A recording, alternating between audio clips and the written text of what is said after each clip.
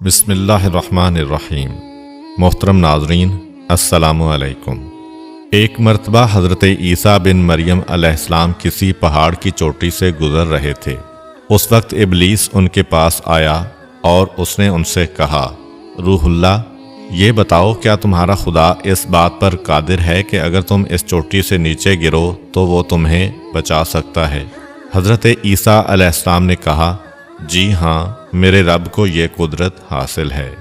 ابلیس نے کہا، یہ بات حق ہے اور آپ اپنے اس دعویٰ میں سچے ہیں تو آپ اپنے آپ کو اس پہاڑ کی چوٹی سے گرا دیں، میں دیکھتا ہوں کہ آپ کا رب آپ کو مرنے سے کیسے بچاتا ہے۔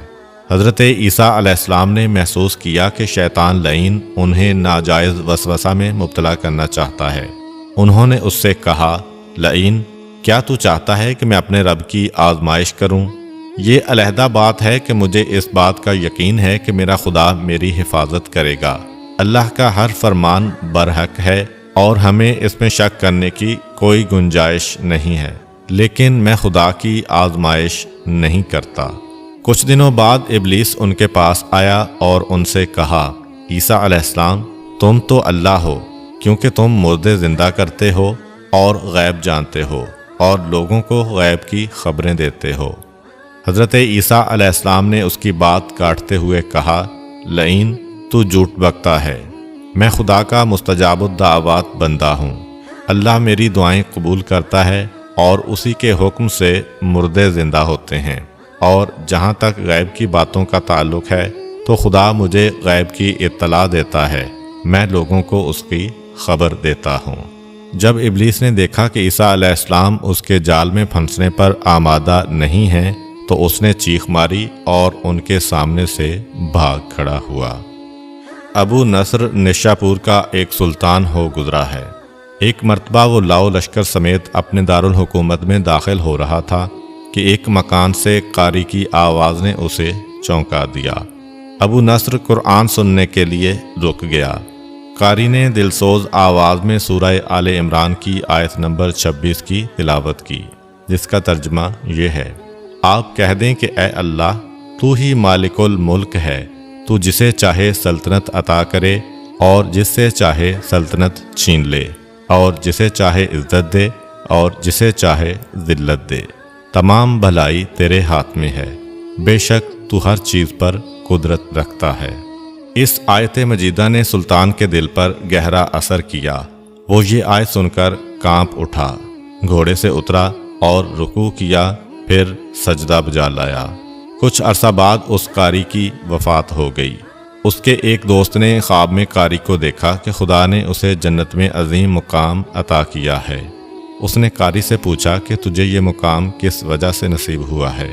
قاری نے جواب دیا، میں تو ایک بدکار اور گناہگار انسان تھا، میرے نامہ اعمال میں کوئی خاص نیکیاں نہیں تھیں، مگر اس کے باوجود خدا نے مجھ پر خصوصی کرم کیا اور مجھے یہ مقام عطا کیا، اور خدا نے مجھ سے فرمایا، تو نے دنیا میں ایک سلطان کو ہماری عظمت یاد دلائی تھی، اس کی وجہ سے ہم آج تجھ پر رحم کر رہے ہیں اور تجھے بلند مقام عطا کرتے ہیں۔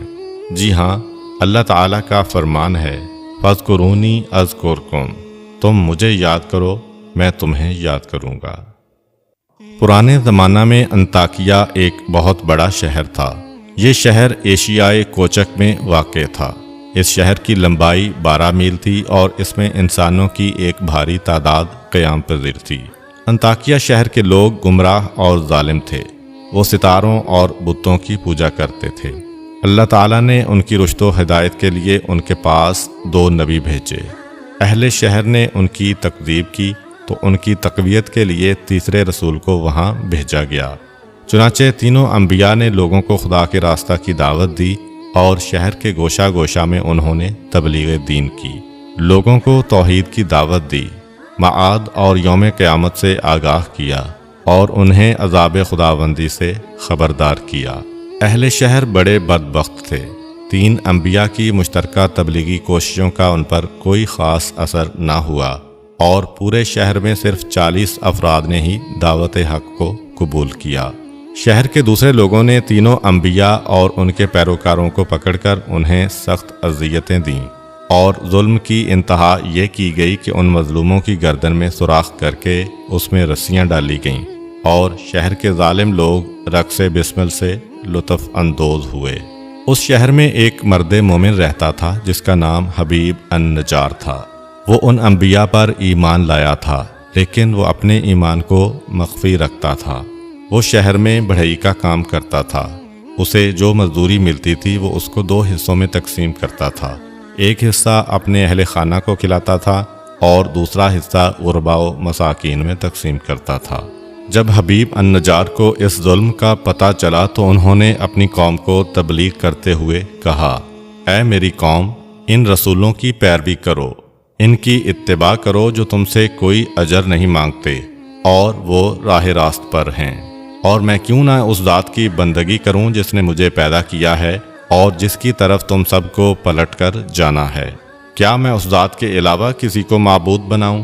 جبکہ اگر خدائے رحمان مجھے ضرر پہنچانے کا ارادہ کر لے تو ان کی شفاعت مجھے کوئی فائدہ نہیں دے سکتی اور نہ وہ مجھے چھڑا سکتے ہیں۔ تب تو میں صریح گمراہی میں مبتلا ہو جاؤں گا۔ میں تو تمہارے پروردگار پر ایمان لے آیا ہوں، لہٰذا میری بات سن لو۔ کیا میں اسے چھوڑ کر دوسرے معبود بنا لوں؟ حالانکہ اگر خدائے رحمان مجھے کوئی نقصان پہنچانا چاہے تو نہ ان کی شفاعت میرے کسی کام آ سکتی ہے اور نہ وہ مجھے چھڑا ہی سکتے ہیں۔ اگر میں ایسا کروں تو میں واضح گمراہی میں مبتلا ہو جاؤں گا۔ میں تمہارے رب پر ایمان لے آیا، تم بھی میری بات مان لو۔ لیکن ظالم لوگوں نے ان کی بات پر کان نہ دھرے اور ان کی نصیحت سن کر خواب غفلت سے بیدار نہ ہوئے، بلکہ ظالم درندے یکدم اس پر ٹوٹ پڑے اور بیچارے کو اتنا مارا کہ اس کی آنتیں باہر نکل آئیں۔ پھر اس کا گلا دبا کر قتل کر دیا اور لاشا کو ایک کنویں میں ڈال کر اس میں مٹی ڈال دی گئی اور وہ کنواں اس کا مدفن بن گیا۔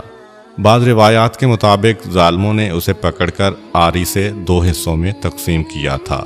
ایک اور روایت میں مذکور ہے کہ لوگوں نے اس کی گردن میں سوراخ کیا اور اس میں رسی ڈالی اور پھر اسے صلیب پر چڑھا دیا، جہاں اس کی موت واقع ہوئی۔ حبیب النجار کو موت سے قبل انبیاء دکھائی دیے تو اس نے یہ آخری الفاظ کہے، میں تمہارے رب پر ایمان لایا ہوں، میرے گواہ رہنا۔ اس کے بعد اس کی روح قفس عنصری سے پرواز کر گئی۔ اللہ تعالیٰ نے اس کی قربانی کو قبول کیا اور اسے عظیم ثواب دیا۔ اس کی روح جیسے ہی جسم سے جدا ہوئی تو اسے جنت بھیج دیا گیا، جیسا کہ قرآن مجید بیان کرتا ہے۔ حبیب النجار کو نیک انجام مبارک ہو۔ امید کرتا ہوں کہ آپ کو آج کی ویڈیو اچھی لگی ہوگی۔ اگر آپ کو ہماری ویڈیو اچھی لگی ہے تو ویڈیو کو لائک کریں اور مزید اس طرح کی ویڈیوز دیکھنے کے لیے ہمارا چینل سبسکرائب کر لیں۔ ملتے ہیں نیکسٹ ویڈیو میں، اجازت دیجیے، اللہ حافظ۔